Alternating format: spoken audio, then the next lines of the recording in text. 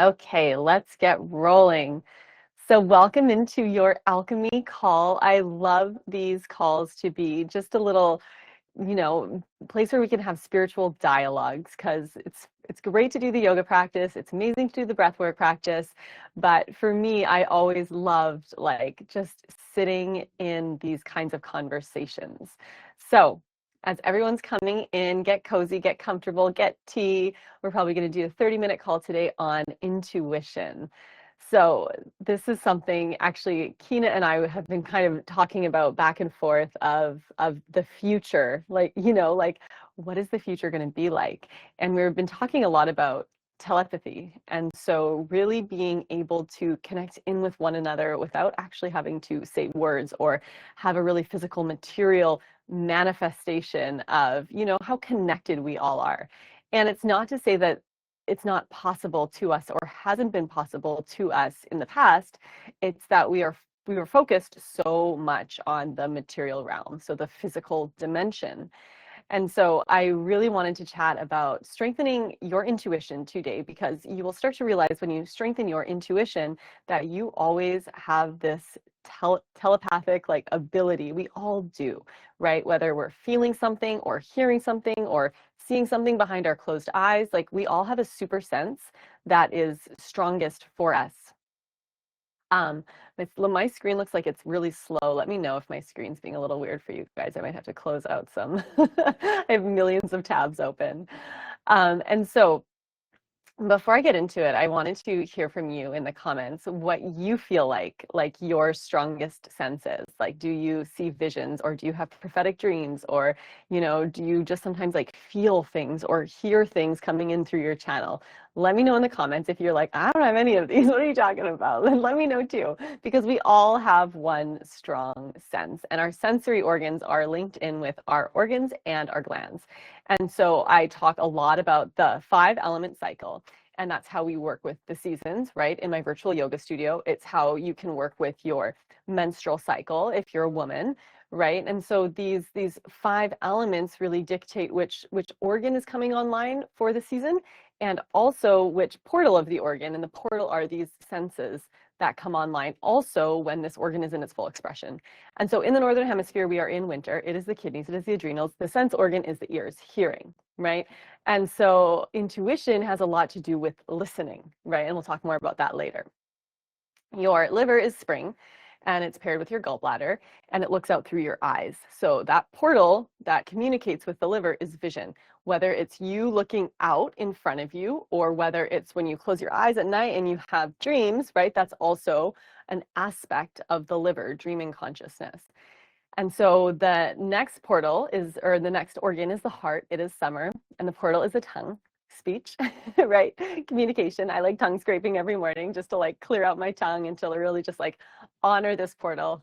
I have crazy dreams. They're super intense, overwhelming, mostly rather negative or scary. Okay, yeah. And so this can be an agitated liver, and we work more with this in springtime, but it will start to show up in the winter. When I'm meditating regularly, I have dreams that come true in the following days. It feels so normal. Yeah, and this is where when our liver is really in tuned, our dreams can be quite prophetic. And so, when I write down my dreams like all the time, and it's amazing, like they speak in symbols. It's not so linear and black and white like the material physical dimension is. But when you look at beyond the dreams into the symbols and the feelings and people as aspects of self, and you read your dreams, like a couple years down the road, like when I do it, I'm just like, wow, all of this is like materialized because I'm pulling from a timeline, right? My soul is like communicating to me in the eternal now, which is able to pull from anywhere, right? And so really cleaning the liver, and the liver is the one organ that is so vulnerable to, toxins, and we are in toxic overload in our society. So the liver can really be harmed. And the liver is also, the organ that is online most between 0 and 7 years old. And that's why children don't know what's real and what's a dream. Because until I was like 14, I was like, oh yeah, like there was a lion living under my stage at school. Like I had a dream, but I really thought it was real until like one day I was 14 and I was like, wait, there's no way that was possible. Like that was totally a dream. And I started to realize that like a lot of my memories were actually dreams. And so it's really hard to know really from 0 to 7, we're in such an ethereal state of consciousness which is the liver, which is the hun, which is this aspect of consciousness that is really just taking from more ethereal dimensions. So the heart is the tongue, and then the spleen and the pancreas work together. This is our late summer organ, the element of earth, and its sense organ is like touch, feeling, right? And then the lungs is the nose. So those are the five portals, the senses, right? Seeing, hearing, sniffing, tasting, and then touch. And so when we work with these super senses and we work with our intuition, one of the best ways to work with our intuition is in winter or at night in the winter of the day, right? When we can become silent. And so, so many people do not think that they're intuitive or they don't have intuition, right? There's like people that we go to as like the intuitive healer, or, you know, we see people that just like know the answer or like are really in that place all the time. And so our intuition is something that actually needs to be trained. Like, yes, it's a given. You're given your intuition, but because we come so far from who we truly are, from, you know, the conditioning we've received when we're young, what our parents told us to do, what the schooling system told us to think, like all of these ways that we've come away from ourselves, right? We've removed ourselves from our true essence. It becomes very conflicting, right, inside of ourselves when we're like, oh, I just don't know the answer. I don't know the decision to make, or like, I don't know what to do. We feel like lost or that we don't have the answers when we do, right? And so this is a big part of intuition. It's a big part of coming back and trusting yourself that you know every decision and the answer to every decision that you need to make. And so when we can become silent and still and practice, whether it's meditation, I really, you know, when people come to me to learn meditation before they've learned yoga, it just doesn't make sense, because the thing is there's like a foundation you have to build before you start to sit in meditation, right? The physical practices are so important because what you're doing is it's like a moving meditation, right? And so the mind is still quite erratic and chaotic, and it's like the processing plant with all the things in it. It's got like, you know, millions of memories, and it's a storage tank, and it's got everything. It's pulling from everything, right? And so in order to still the mind, it can be very alarming to close your eyes and sit in meditation. And then all of a sudden you're like knees on fire because like your body's a little bit stiff and you're like, oh my God, my knee's on fire. What do I do? Do I just keep breathing? And you close your eyes, or, you know, you just like see your mind and it's just like racing a million miles a minute and you're like, whoa, this is wild. And so the physical practice is so important because it grounds us into our body, gives us the space and the time for ourselves so we can actually start to listen first to our body. What are the needs of the body, right? And so Kina said, I feel we've been trained without realizing to disregard our intuition or to mistake fear for intuition. Yeah, this year seems to be urging us to let go of our attachments to our mind and instead tap into our heart and deeper knowing. This is exactly it. And why this is coming through so strong right now is because, as we see again and again, when big things happen in the world, there's like a million different wormholes you can go down. And everything is trying to take hold of your mind. Everything wants your mind, right? It wants market share in your mind, right? And so what we really need to learn as a human in this future, right? Because you're born for the future, you come into a specific time for the future. And that's why there's no job that fits what you were born into. When parents would ask me like, what do you want to do? And they gave me a list, I was like, none of that. That's not why I'm here. You know, like there's no job from this moment in time that actually truly fits, because we're always evolving and moving into the future. And so when we really understand this and understand how much of the world wants our mind, wants our opinions to be of a specific way or our beliefs to be over here, you really have to learn to go inside. So again, physical practice, number one, right? I have so many free practices, get in there, right? If you're not in my virtual yoga studio, get in there, it's even better. And then second is breath work, because when first you open up your body and then you start to work with the breath work practice, this is the next piece, because the breath is what connects the body to the mind, right? We're layering this trinity. And so when we start to regulate our breath and understand our breathing mechanisms, you'll realize that, like, for many of us, we never were taught how to breathe, and we hold in our tummies and we're like breathing really shallow and we're stressed out all the time. You know, we're on overdrive. And so when you learn to breathe properly all the way into your belly, right, with your pelvic floor releasing on the inhale and bringing it up on the exhale. Same with the diaphragm, releasing, bringing it up. The whole body fills on the inhale, and then it all contracts on the exhale. You really start to tap into a state that is parasympathetic. So where everything slows down, where your body can rest, where your body can digest. You'll notice if you're stressed out yeah, Sherry said, I literally just learned how to breathe in 2024. Yeah. And it's like, I mean, thank God it's autonomic and that it's happening, right? Because we don't have to think about it, but you can potentiate it. And so when we participate in the breath, we start to find these pockets that we didn't breathe into, right? And our lungs hold our grief and our sadness. And so things that are repressed, things that we did not let go of because the lungs are paired with the large intestine, right? And so by really formatting the body and then the breath, we get to sit with our minds. And with intuition, I want you to know that your intuition is the very first impression, the nanosecond impression that comes in at every moment that we tend to bypass, or we like discount it, or we're just like, oh, we push it aside. And so when we learn to take space between the breaths, when we learn to take space for ourselves in the yoga practice, when we learn to close our eyes and take space just to breathe, right? We're creating these lapses in time. And that's what we want to start to do in our bodies, is to not rush so much, right? To create lapses in time so that when our intuition comes in, like say someone asks us a question, if we want to do something, or if we, whatever it is, right? Instead of just like reacting or like start questioning, or, go off on the million different things that you could go off on in one question, right? You have that lapse in time where you just quickly, right, turn all of your senses inward and find that first thing that comes through. And oftentimes, and I'm sure, you can write it in the chat if this has happened to you, but you're like, that came in, right? The answer came in, and then you chose something different and you looked back and you were like, oh, that first thing was the thing I was supposed to do. I just wasn't listening, right? And so it happens so often where we just are not having that little lapse in time that allows us the moment to actually feel into our senses, whichever sense or sensory organ that is for you, of like, okay, this is how I feel about this, rather than what did my parents want me to say, or what did the schooling told me, how did they tell me to think?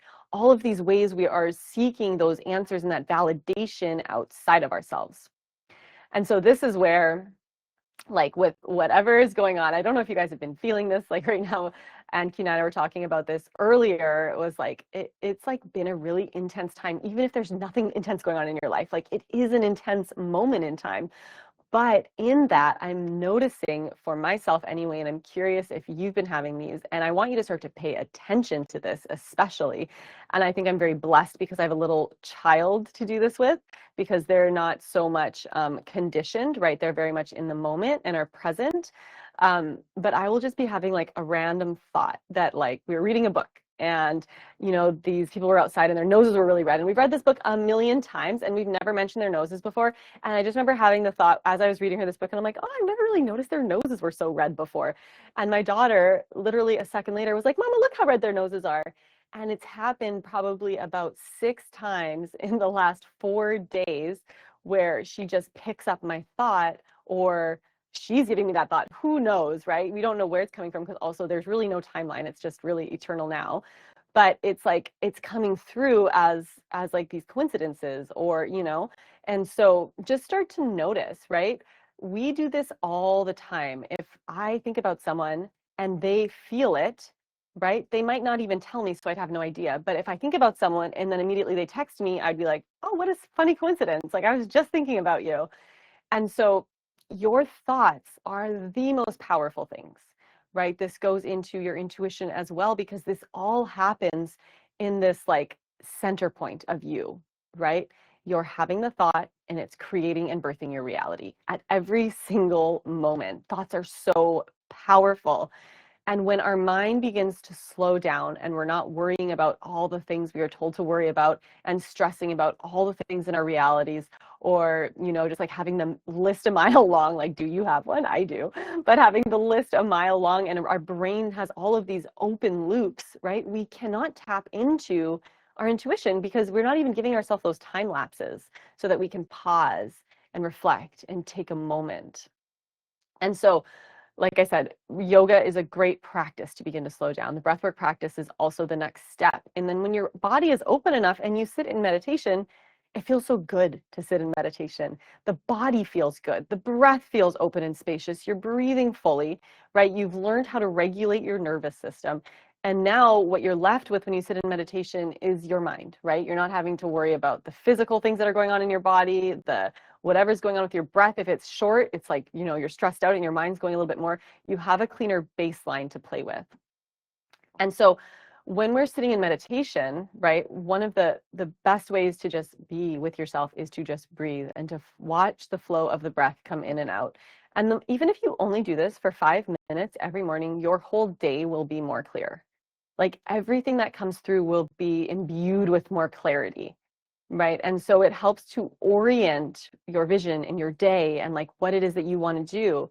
Right. It helps to orient you. And then so right after you have a meditation, if it's really hard for you to sit in meditation, there's like beautiful like angel music or like frequency, like 532 hertz music you can put on, or like there's like the binaural beat music you can put on so that you're just listening to it. But after is when I really like to be really clear on how I want my day to feel, or really clear on what I want to accomplish for the day, to get really clear on something and then just write it down, because in that clear space of your mind, you're implanting the seed of the thought of the desire that you have. And so the more we can work with this clarity, right, the more you will start to see your intuition come through, because you're going to start listening to yourself more and more and more and stop sourcing from what is outside of yourself. Because deep down, we have all been to the future. Deep down, we've all been to the past, right? We have been everywhere in all times, and it's all happening right now. And so there's a reason the mind hides that from us, 'cause it's a lot. But when you can still your mind, you can tap into this deep knowing of, oh, like I don't need to give my attention over here. I don't need to pour my energy over here and try to find information over here, right? You just have to turn within. And then what happens is that the information that you need will come in very clearly. We're quick to brush things off as coincidences and to slight the importance of the simple things. Our intuition should be louder than our logic. It's like we're all needing to unlearn it all and download a whole new playbook. Yeah, yes, I love that. And it's so true, because we have been trained as a society to think very logically and linear based, and oriented in like a very scientific dimension, that things have to be proven. And Kina said something beautiful, was that like there's things that we like, the scientists find these measurements to measure things, and it's like they didn't discover anything. They just found the measuring tool to like prove that this thing exists. And there's so much that we haven't proven because we don't have the measuring tool yet, right? But I want you to know that you are the measuring tool for you and your life and your path and everything that you ever need to know. You are this tuning fork, right, for everything in your life. And so the more we come into resonance, or this coherence of what we're here to do, who we're here to serve, who we're here to talk to, like who we're meant to be around, who's meant to come into our field, right? The more we can do this, the stronger and louder your intuition will become. And then you will just seem crazy to people, because you'll be like, I'm going to do this. And it's like, what? Why would you do that? But you don't know what's going to happen, right? And so we have to create this space, first of all, for the intuition to come through.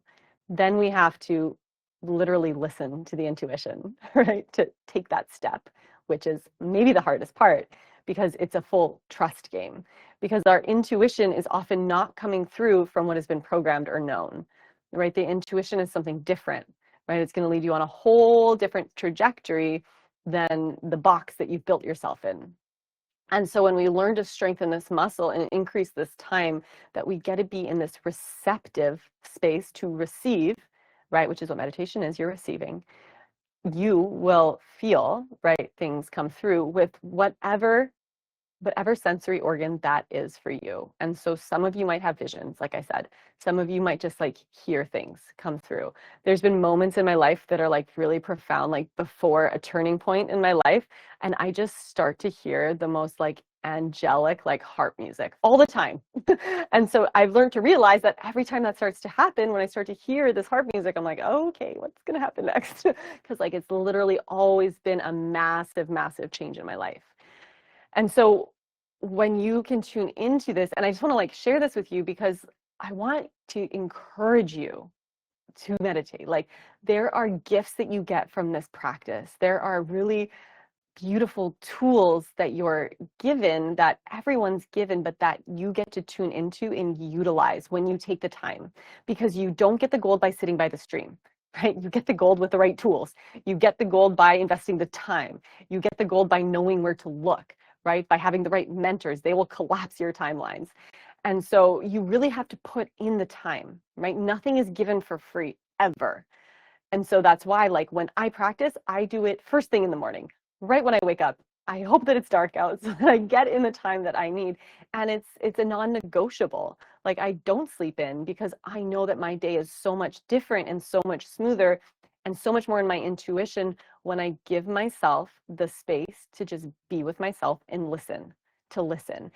And if you live somewhere near like nature, something feminine and receptive, like, go there, because I find like my biggest downloads always come in when I've created a pattern in my life of like, I'm going to do this walk every day. And so luckily I live in the woods, so my walk is through beautiful woods every day. I just like step outside my door and I go walk.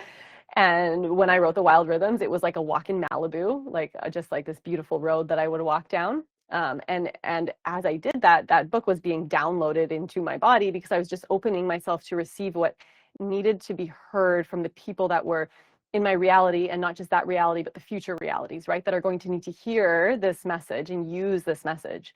And so when you can commit yourself to your practice and commit yourself to something that makes you feel good, maybe for you it's making music, maybe it's being by the ocean, maybe there's a lake, maybe there's a forest, maybe there's just like this walk, even if it's in a neighborhood, right? Because nature is always there.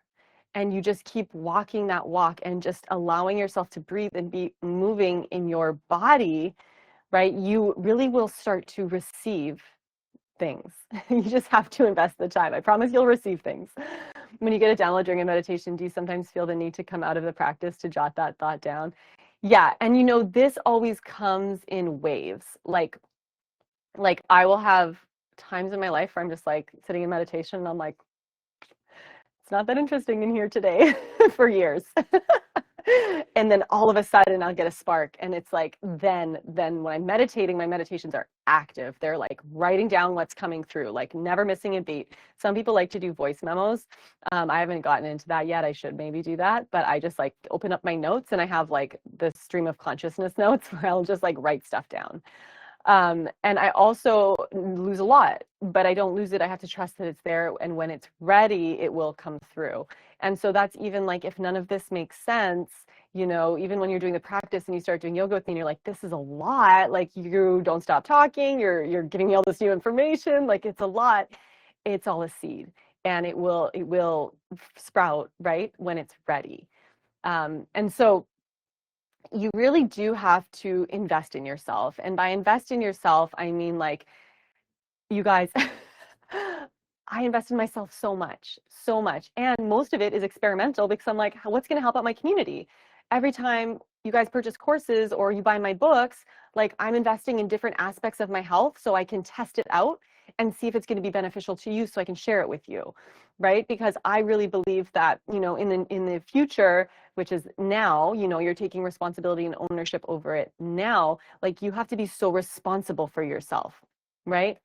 Things that are, think there's going to be things that happen that like no one's going to be able to save all the people, right? Like in the metaphorical sense, but like, you need to know your health. You need to know what's going on inside of your body. You need to have the practices that still your mind so that when things go crazy, wherever you are, or even if it's a million miles away, right, you can keep your mind. You can keep yourself in your narrative thread and know exactly where you're headed and not lose sight of your personal vision, right? Because the universe requires the personal vision to be in the collaborative vision, right? And so that personal vision that comes through for you when it's in that coherence of your soul, and from the intuitive hits that you get of like, I need to do this, or I need to reach out to this person, like, honor those, do those things, because it is aligning you with that true path for you. And that is what's going to serve the collective, because you're going to have your own whole group of people that comes in to listen to what you have to say and to learn what you're doing, because you're glowing, you're doing the practices, you're showing up differently, you're having more patience, you're having more compassion. But it's not through like sitting around. Like, if you've been doing this work for a while, it's hard. Like the stuff I have to go through, like I wouldn't wish it upon anybody. But I know that when I go into hell, I get to receive like gifts, and I get to receive practices, and I get to receive like pieces of heaven that have like lifted me out of like the dungeons of darkness, right? And it's probably just my nature as a Scorpio, but it really feels like a gift when I get to move through these hard places and rise up with like new tools that I've used that have like helped me, in hopes that like you don't have to go there, And so I really encourage you, as we're in winter and as, time is going to start to speed up, right? Because right when we hit the midpoint between the winter solstice and the spring equinox, right? In both that midpoint, this is when time starts accelerating.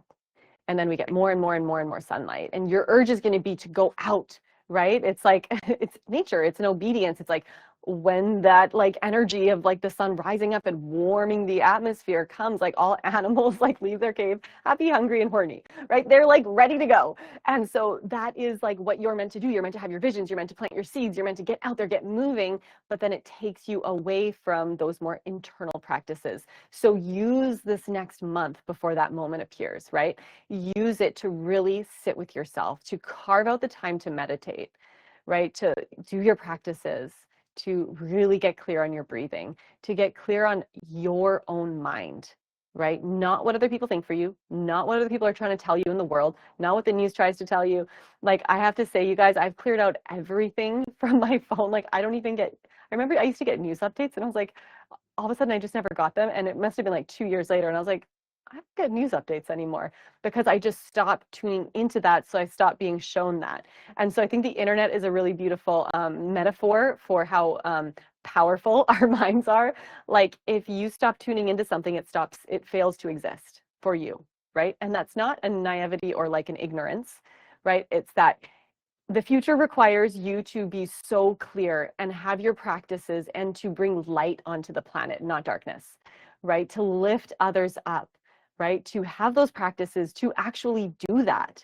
And so it requires you to fully show up for what you truly believe in. And so if you're pouring your energy into negative programming or, just mindless scrolling, like, that is your most precious resource, is your time. So reorient it, direct it to things that are going to uplift you so that you grow, so that you can be that center of light for the people that are around you. Yeah, people blame the algorithm. No, we are the algorithm. So what do you want to see?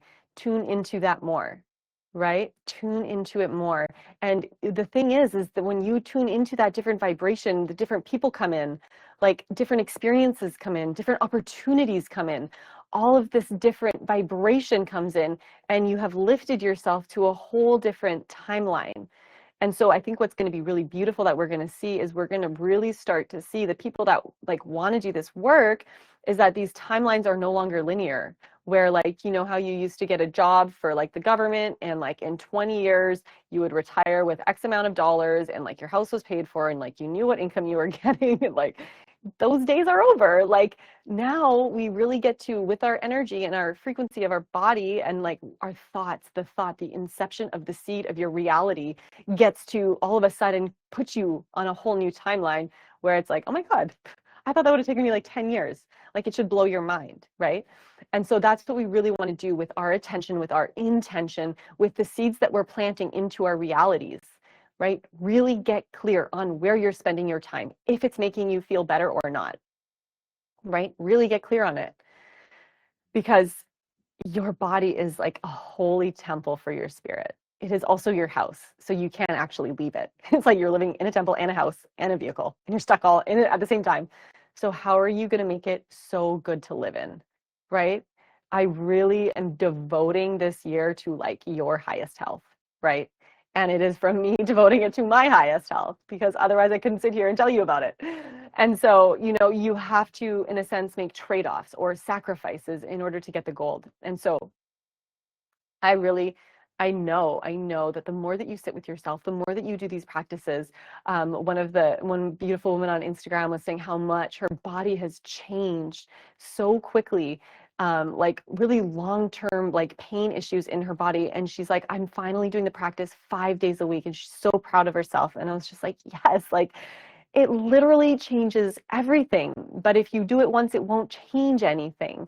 So you have to find a way to, wake up every day and do it. If whether you're, intrinsically a motivated person where you're like, I can do my practice every day and create a sequence. That's why I did the 7-day winter sequence practice, right, on my Instagram, so that you could set out your own sequence and do that. Right.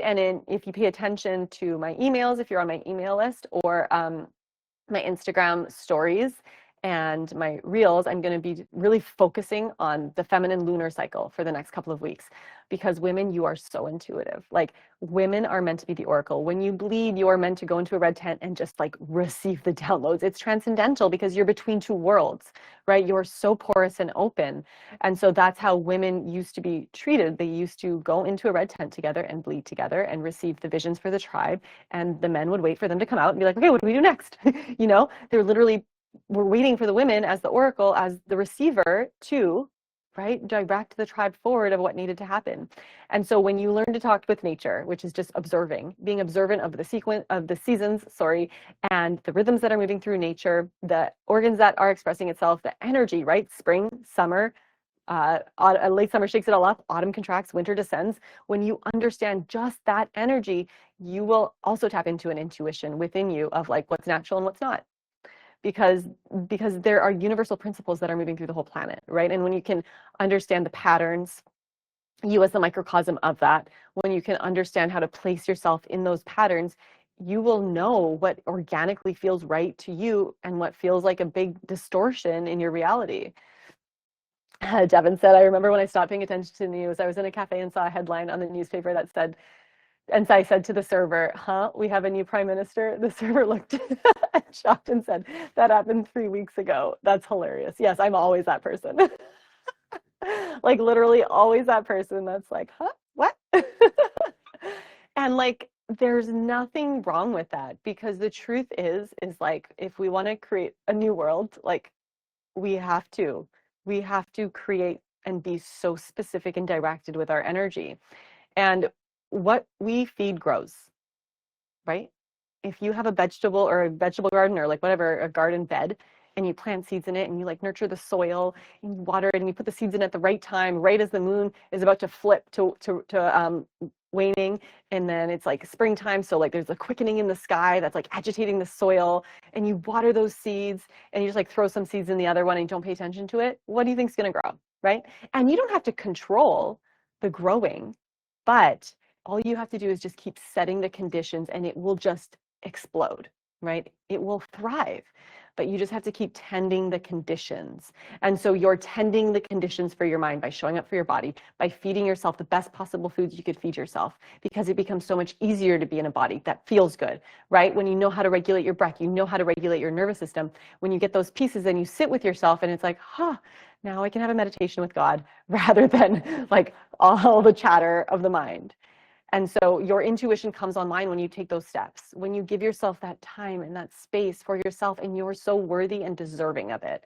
And the world also needs it, because the world needs the oracles to be feeding the future that is going to usher humanity into a new age, right? And it's obviously happening, right? We see a lot of destruction, there's a lot of creation.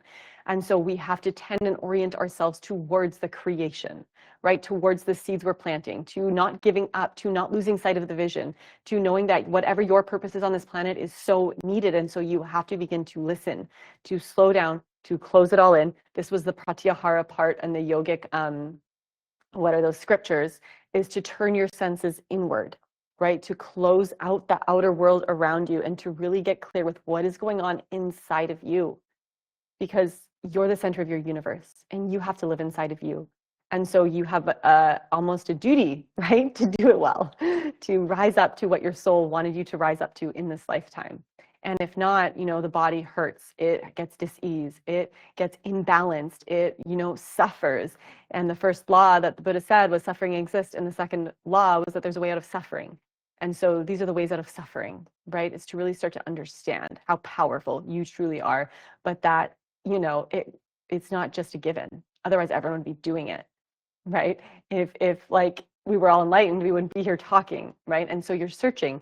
And so when we turn inwards and really start to get clear on what we desire, then we don't need to search anymore, right? Everything just arises through that field of clarity.